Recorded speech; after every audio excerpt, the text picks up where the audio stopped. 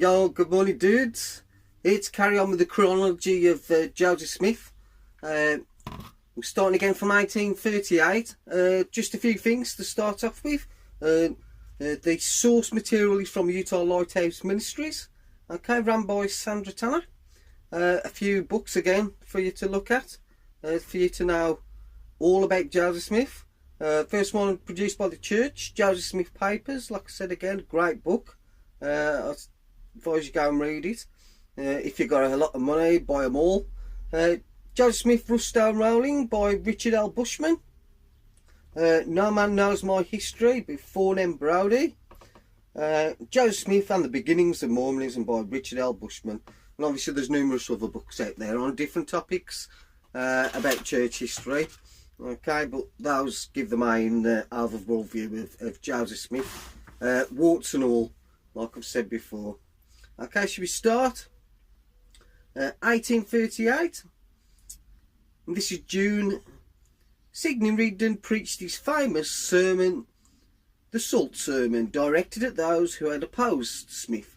2 days later, 80 Mormons signed a statement, the Danite manifesto, warning dissenters to depart or more fatal calamity shall befall you.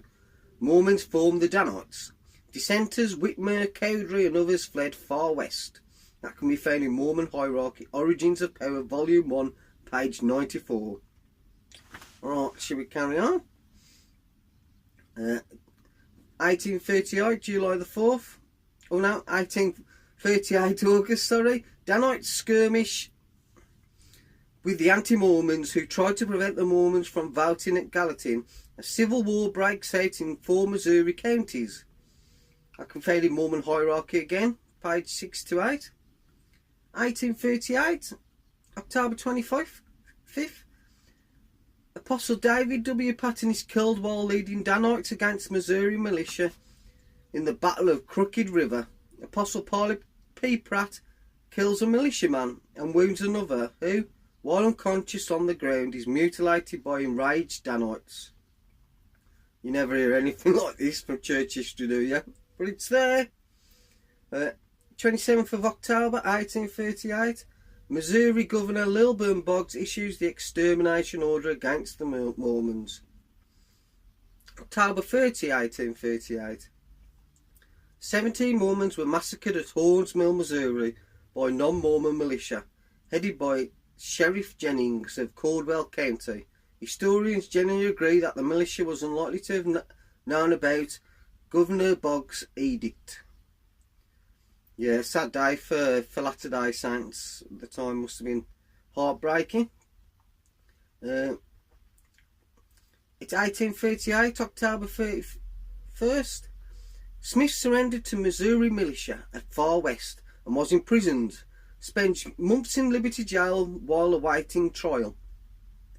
1838-39.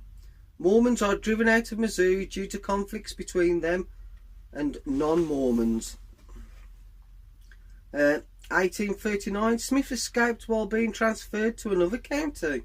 Fled to Illinois. The settlement of what was to become Nauvoo, Illinois started. So he escaped and fled. 1840. Mormon Church had about 17,000 members. Governor of Illinois signed the Nauvoo Charter, giving the city of Nauvoo extensive legal rights. 1841. Smith organised the Nauvoo Legion, which became the largest militia in the US. April 1841.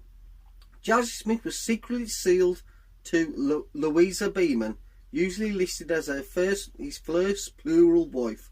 Over the next 3 years he would marry at least 33 women in secret marriages. John C. Bennett joined Mormonism, was appointed an assistant president of the church and mayor of Nauvoo. In the coming months, various charges of immorality were raised against him. His defence: he was following the teachings of Joseph Smith regarding polygamy. I honestly think that Smith started practice of polygamy because he got caught with Fanny Alga. Obviously, but we can see here that he did it, and he did it. The way they did it, the way it was instituted, they did it wrong. They lied and said they wasn't doing it when there was. So it's just totally Totally wrong anyway, totally wrong. 1842 to 44, Joseph Smith, John Taylor and other members of the Mormon Church printed denials of polygamy in the newspaper, even when they were practicing it. Like I just said, that's it, isn't it? That's what they did. They denied. 1842, Smith published his Book of Abraham in the LDS newspaper, Times and Seasons. Also, accounts of Smith's 1820 vision was published for the first time. Like again, 1842. You know what I mean? It's like coming forth, the first vision that was 20 years ago in 1820, and the second time people are hearing about it, it's 1842. I don't think it happened. 1842, March 15.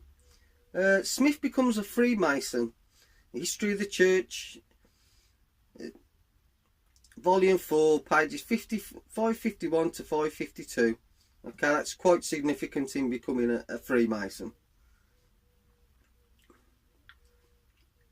1842, May the 4th, Smith privately introduced the Temple Endowment. Women were not included until September 1843. 1842, May the 6th, an assassination attempt is made on Missouri's ex-governor Lilburn Boggs, allegedly by former Danite and later member of the Council of the 50, Orrin Porter Rockwell. Okay, that can be found in Mormon Hierarchy, Origins of Power, Volume 1, page 634. Okay, and there's a great quote from Joseph Smith saying, if it was Porter, he knew it wasn't Porter because Porter never misses. And obviously, that's what I've heard, and it's like a joke within Mormonism, which shouldn't really be, should it? You know what I mean? 1842, May 19th, Joseph Smith becomes Mayor of Nauvoo. 1842, summer, John C. Bennett publishes his expose of Mormon polygamy, the history of the saints, and was excommunicated. Woof. Excommunicated. 1843, April, Joseph Smith prophesies there are those of the rising generation who shall not taste death till Christ comes. A prophecy in the name of the Lord, and let it be written, the Son of Man will not come in the clouds of heaven till I am 85 years old. Obviously that was another prophecy that never came true. 1843, May, Smith translated a portion of the Kinderhook plates, which were later shown to be forgeries invented by non-Mormons to expose Smith's fraud. See the Kinderhook plates. I'll tell you what, that is bad. That, I don't know if he was under pressure or what, and people can try and explain that away, but obviously they were made up and they can be proved. There's even one still around today that they've tested, and yes, it's from the 18th century. So what's going on with Joseph Smith? 1843, July, Smith privately dictated a revelation authorising the practice of polygamy, but it was not formally announced until 1852 and was not included in LDS scripture until 1876. Present day Doctrine and Covenants 132. The 1876 Doctrine and Covenants no longer contained the 1835 section denouncing polygamy. Obviously they can take it out then, because they're in Utah and they did what they wanted, and they practiced polygamy. And obviously we still got section 132 still in the Doctrine and Covenants, that's still causing a problem today. To carry on.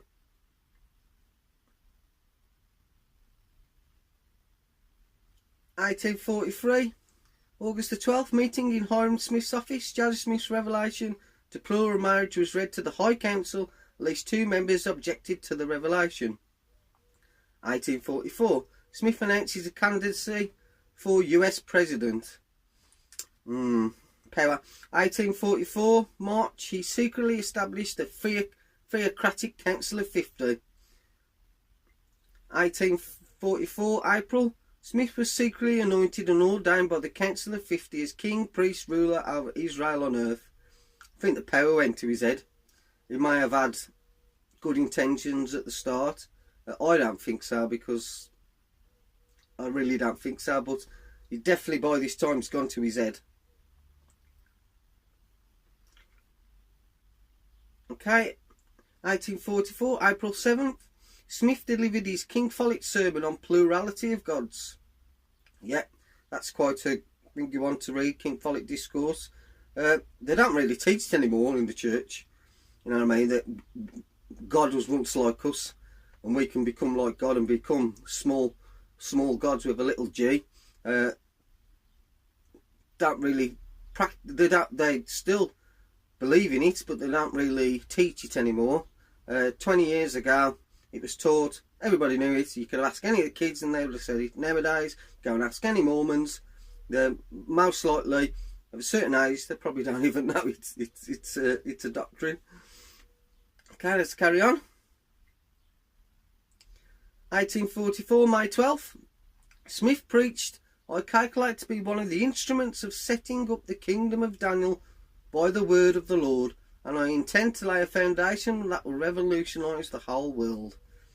Okay.